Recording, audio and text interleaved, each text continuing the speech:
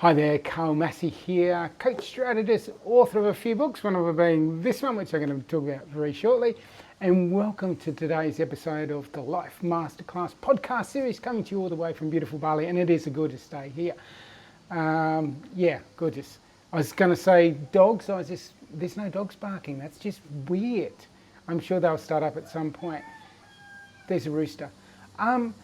So as I started into 2022, I decided I was going to sort of be a little bit more strategic about what format I offered for each of the podcasts.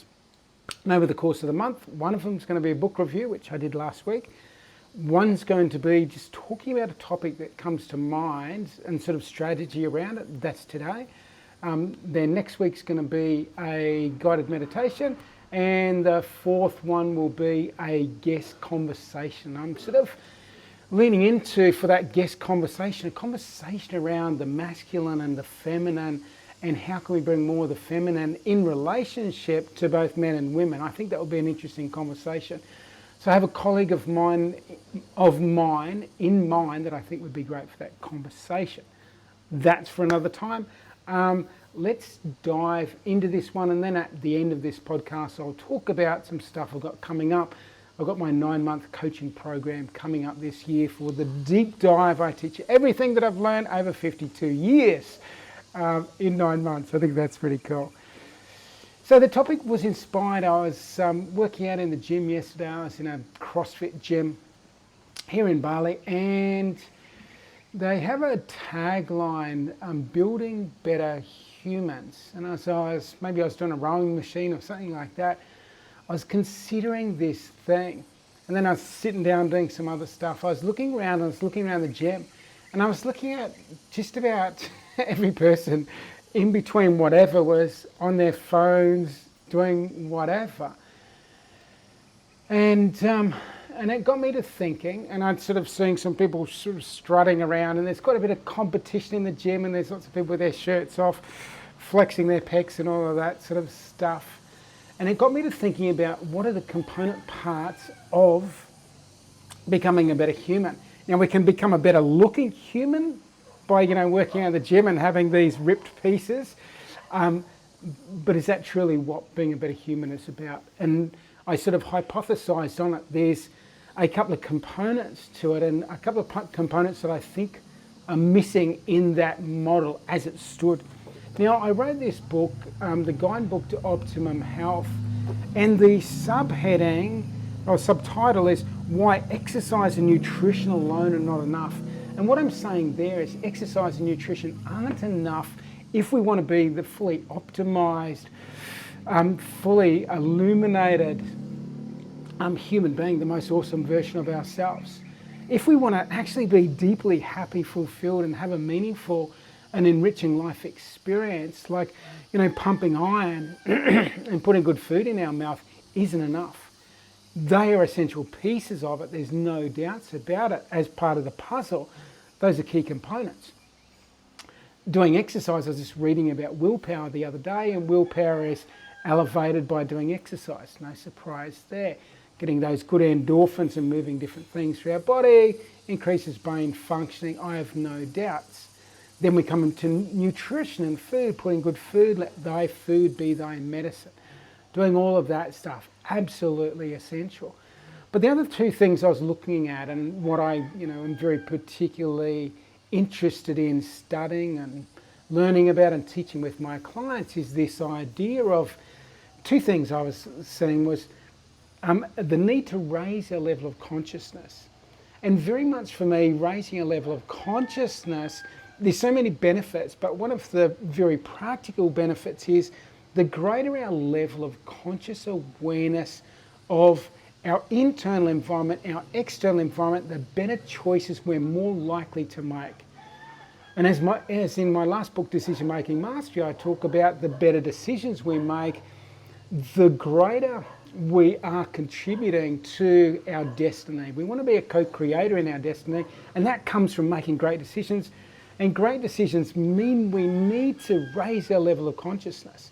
And there's some great practices for that, and I'll talk a little bit about those practices here. Meditation, like bang, boom, there we go, drop the mic, There's how we raise our level of consciousness, one of the factors. The other factor is to become a better, more awesome human who makes the world a better place, who contributes to raising the vitality and vibrancy of people around us, is we need to reduce our ego. So we need to increase our consciousness, and we need to reduce our attachment to and our living through and our dependence on our ego. And the ego is very much tied in with this, look at me business, this narcissism, this, self-gratification business, this, look at my great body type of thing. That's very much feeding into the ego. Competition, very much feeding into the ego. This idea that we need to be better than other people, we need to push people down to get above this survival of the fittest, all of that baloney doesn't necessarily contribute to a loving community and a loving world experience and a better planet to live on and a better human being.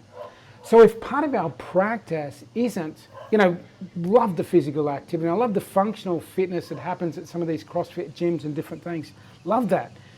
Love nutrition, I love, the conversation about the access to nutritional food that isn't processed, low in sugar, all of those things. I love that. Plant-based, get it into your body, awesome stuff, great. But if we don't work on our mental, emotional, psychological, and even spiritual aspects of ourselves, that raising of consciousness, that lowering of ego, we are not going to be the better human beings that we have the potential to be. So my message in this conversation is, yes, it's about being a better human being, but physical activity and exercise aren't enough. We need to do the inner work. And I was talking to my brother the other day, I hope he doesn't mind me sharing this, but he's been into natural bodybuilding, always extremely fit and healthy, and he's in great shape. So a couple of years older than me, so he's 54. And I was talking to him about doing the inner work, and he's like, I'd so rather do 100 push-ups than do the inner work. The realization that doing the inner work is hard work, and I acknowledge that. And I have my clients say to me, yeah, but it's really hard. And I'm like, you're putting me to sleep. I don't actually care. Hard is where it's at. So we need to be willing to step into that place, to have that emotional, mental discomfort in order for us to do the inner work, in order for us to raise our level of consciousness, in order for us to get a better handle on this thing called the ego and pull it down. Part of that work can be, dissolving some of our limiting beliefs, like doing the inner work. What's the story I'm telling myself? And I've done different podcasts on, working on those limiting beliefs and dipping into that stuff. The Successful Mind, my book, is all about the inner work. How can we create a successful mind? So that's the key message out of today. Don't just focus on physical activity, nutrition, important parts of it. We also need to do the inner work. And those two big pieces that I suggest is raising our level of consciousness, reducing our ego. Now, as we raise our level of consciousness, you're likely to find that the ego is going to be crowded out. And that's why, I said very briefly, meditation is one of the best tools we have for raising our level of consciousness, like taking this energy up our spine. The yogis were doing it, the Buddhist monks were doing it, the martial arts masters were doing it, like this movement of energy up the spine. And we can create this field of energy, this electromagnetic field of energy around us, and that coherent electromagnetic field creates more coherence at a physical matter level. So the field influences physical matter, according to Einstein, who's pretty smart sort of guy. So as you raise your level of consciousness, doing stuff like meditation, and again you can dip deeper in. I've done talks on meditation before, so you can just do a search on my podcast for meditation. You'll have me talk on meditation, doing some work with me personally, go into meditation. And also, once a month I do this guided meditation, so a chance for you to sit there and have me assist you in doing this inner work, so changing our internal states to create, even at a biochemical level, And at a genetic level, epigenetic level, we're starting to upgrade and upregulate different genes. So we're changing our genetic destiny by doing that inner work, as well as creating a mind of stability, a mind of calm, a mind of expansive creativity, a mind that's not distracted. And a mind not distracted allows you to focus on the things that are most important for you. So that is the message there. Again, there's enough podcasts that I've done on doing the inner work to give you a good start point.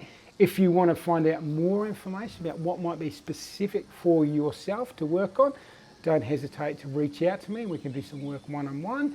And my final piece is I'm doing the Become a Natural Superhuman workshop, 5 weeks resilience boot camp coming up in the middle of March. But even more awesome, I'm starting to put together a small group that I work with for 9 months over the course of 2022. So if you're ready to really, really, really drop in and do the inner work to create a more awesome version of yourself, to do more awesome stuff and make the world a more awesome place, I'd love to support you there. So again, the details are down below.